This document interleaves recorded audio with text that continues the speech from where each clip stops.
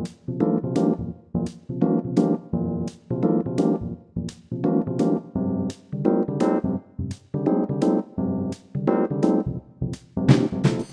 guys, Zedabyu here, and today I am hungry for some potato. So that none of the toy companies have ever made a screen-accurate Mr. Potato Head, not even the Toy Story collection. I have here a really ugly one. Let's take a closer look. Yeah, no, these are so bad I don't even want to review them. This is the first time I honestly feel that there is just no way I could salvage any parts, and there is also nothing worth scanning because they all look like poo-poo. However, I am grateful for the back compartment. At least I can learn how they did it and replicate it. So I guess we have to start from scratch. Or do we? Well, this is one of the rarest occasions where my accounting degree comes in handy, and that is how to Google. Yep, it's completely useless. After scouring through the usual 3D model sites and encountering some really interesting models, you wouldn't believe where I found what I needed. YouTube. Who would have thought a time-lapse video would be any useful? But if you look closely, there is a download link. This ultimately generous YouTuber by the name of Rosie3D has gracefully shared their Mr. Potato model for free. Something I would probably never do because...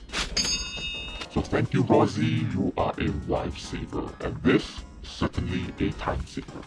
Remove the background in Blender and export it to ZBrush to modify it. At first glance, it might look really accurate, but after comparing it with screenshots from the movie, it seems like we still have a lot of work to do. The body looks a little too slim, the edges of the ears are too defined, the nose is too thin, the mustache is too flat, and the head has a really weird thin edge along the rim. But I do love these shoes. They are just... Let's start with the head by removing that thin edge and thickening it.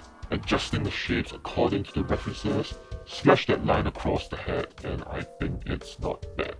For the eyebrows, it's totally wrong. We gotta redo it completely. Toy Story 1 eyebrows are actually not a mirror image like what I'm doing here. Both of them have the same left to right strokes. However, Toy Story 3 changed it to a mirror image, which is good news, but not really. It's the wrong mirror. Totally opposite strokes of what I'm doing. Let's just pretend that I didn't know and move on to his mouth, which is another frustratingly interesting body part that changed throughout the movies. I mean, the freaking toy mode mouth changed twice. In the first movie, from a pout to a smile, and then in Toy Story 3 it became a straight line. Man, I don't even want to check Toy Story 4. I decided to take this opportunity to engage my wonderful community, hoping that they will make my life easier and choose the most definitive mouthpiece. But the general consensus turned out to be all three. Come on man, that's not helpful at all. Screw it, I'm just choosing the smiling mouth. For the mustache, it's straightforward, no nonsense, right? I highly doubt it changed shapes in subsequent films. Please don't tell me it grew longer like a regular mustache. I don't want to know. It's just about giving it a little more curves, grooming those lines to make them more defined, basically trying to make our potato head look more manly. Now the ears, which was too thin, so I'm gonna thicken it. Okay, not that thick. We wanna big his ears a little, soften the edges, sharpen his inner ear, flatten the sides, and just when I thought it's done, great. There's an indent at the back, which is probably a result of plastic injection molding from the factory. How the hell am I supposed to replicate it digitally? I tried masking the back and digging the ear from the back, but it just looked really messy, so I masked the front, duplicated them, scaled them smaller, and cut it out of the original ear. Yeah, something like that. And thus, we no longer have the excuse to ignore the shoes. I don't know, it just looks like 7 tubes connected by some rectangles, which is exactly what I made. For the arms, I started with this really sweet photo of the potato heads holding hands, adjusting the fingers, and even added a molding line across the arms to sell it. And then it hit me that the Toy Story 1 potato had a different arm in the first movie. Probably because he didn't have someone to hold. Mrs. Potato Head. Fine, I can try again. He had sausages for fingers. But since I already made the Toy Story 3 arm, fine, you win. I am going to straighten the smile into a lifeless tube so that we can have the Toy Story 3 look. And since we have the Toy Story 1 mouth, we might as well make the bendy arms too, to have the Toy Story 1 look.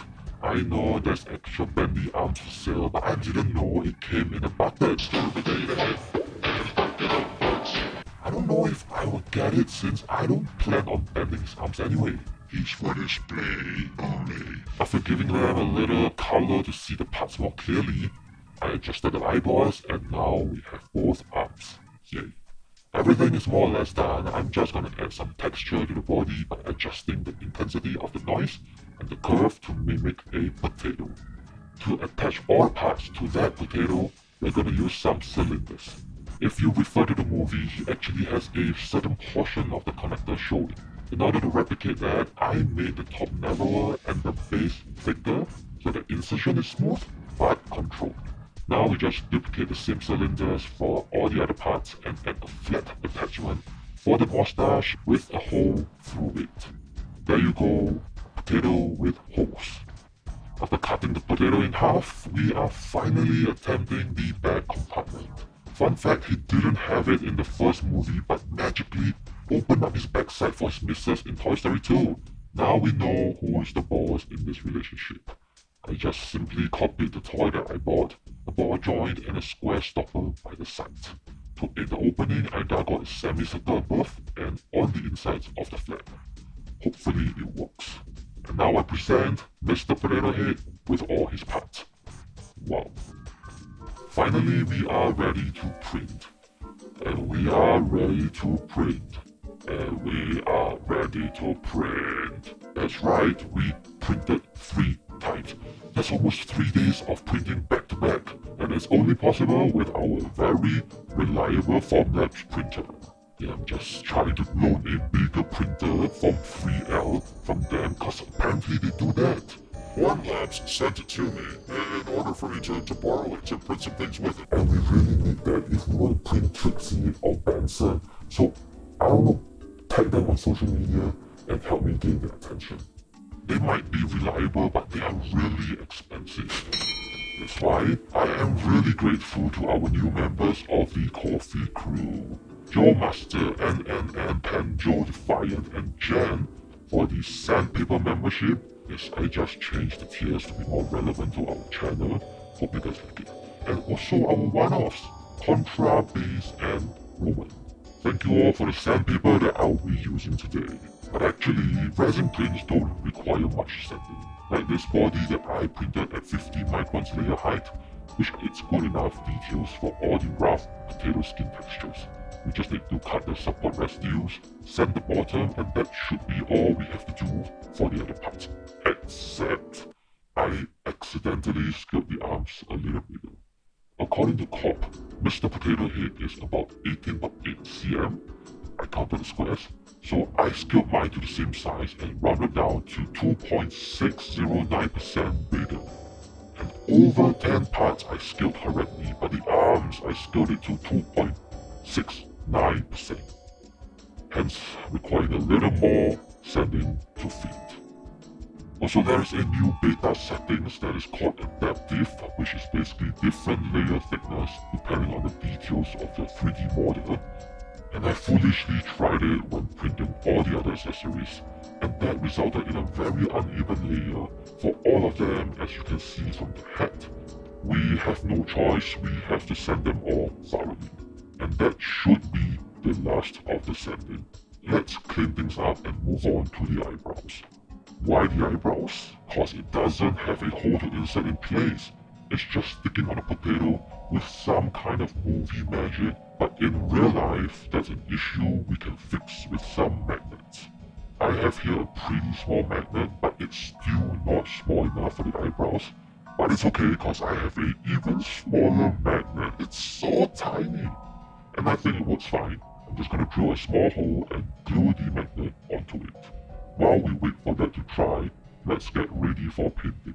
If only it were that easy. After a quick grey prime, excuse my thumb, it's even more obvious that our sanding journey is far from over. Look at the jagged edges here, and the layer line on the nose. It's definitely more obvious on this shoe. Back to sanding, I guess. Let me save you the agony, or perhaps it's enjoyment for you sadistic people. Kapatan. To fill the holes up, I'm gonna try a new tool that is UV putty. Not much difference from clay really, it's just using UV light to cure it instead of a heat gun. And oh look, it works. Sorry, all the sanding just drained all my enthusiasm away. But I think we can finally paint. Some black for the black parts, white for the white part, and oh, the ice is not smooth. Anyway, the compartment works. Yay. So I kinda suck at matching colors, and I've only recently managed to find the right color for skin. So this is probably gonna take a few tries to get right. Oh, holy shit. I tried my best to match what I see, but sometimes I just don't have the right colors with me. So some parts may look a little off. But I guess I can always repaint. Oops, I did not cover the holes for the shoes because I don't care about the back. After painting the mouthpieces and the black on the eyes, I used a lot of Catch Floor Gloss to gloss every single piece. Like a lot of gloss. And we're done. Oh man, I really thought this would be a quick project, but it took like 2 weeks. I think I managed to replicate his toy mode look in Toy Story 1, with his eyebrows on the eyes and his sausage-looking fingers. Maybe I will do his Toy Story 3 look when I do Mrs. Potato Head. After painting and assembly, the ears seems to be too small, and the arms might be too high up. We do have some extra parts like mouthpieces, a yo-yo, angry eyes, not really, monkeys, and oh, what's this? This is me appreciating you guys for watching the video. Consider supporting the channel by joining the coffee crew. Stay tuned and I will see you next time.